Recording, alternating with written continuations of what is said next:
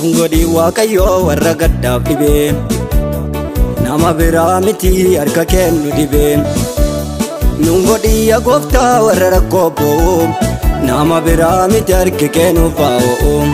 Nungodi yaa Gooftaa warra rakkoo bo'oo nama biraa miti harka kennu baa'oo.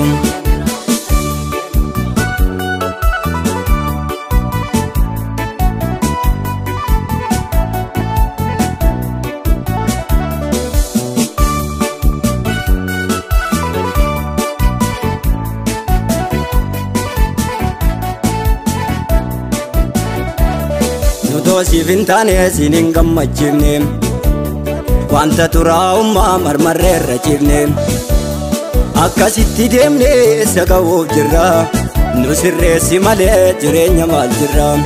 Akkasitti deemne isa ga'uuf jirra nu tottolchi malee jireenya maal jirra.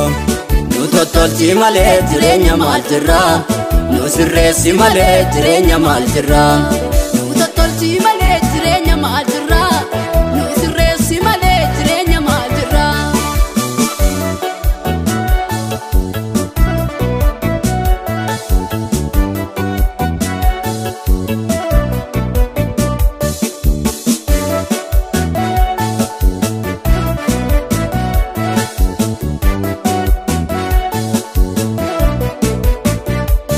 Maaliif nu dagattee nu gattee dhiiftere nama itti iyyannu eenyuudhaan qabnare.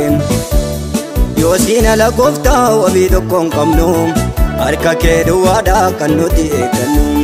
Yoo siin ala Gooftaa wabii tokko hin qabnu harka kee duwwaadhaa kan nuti eeggannu. Harka kee duwwaadhaa kan nuti eeggannu. Harka kee duwwaadhaa kan nuti eeggannu. Harka kee duwwaadhaa kan nuti eeggannu. Harka kee duwwaadhaa kan nuti eeggannu.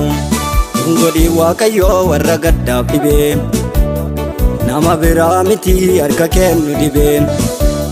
Nungodi yaa Gooftaa warra rakkoo bo'oo nama biraa miti harka kennu baa'oo. Nungodi yaa Gooftaa warra rakkoo bo'oo nama biraa miti harka kennu baa'oo.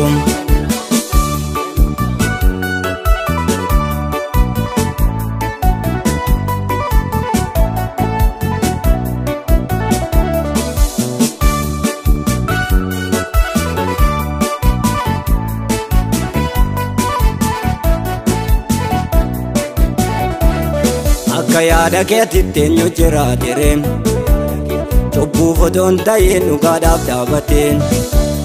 Rakkoo baay'ee baannee baatannee irra teenya si duwwaat mul'ifna harki keessa keenya. Rakkoo baay'ee baannee baatannee irra teenya si duwwaat mul'ifna harki keessa keenya. Si duwwaat mul'ifna harki keessa keenya. Si duwwaat mul'ifna harki keessa keenya. Si duwwaat mul'ifna harki keessa keenya. Si duwwaat mul'ifna harki keessa keenya.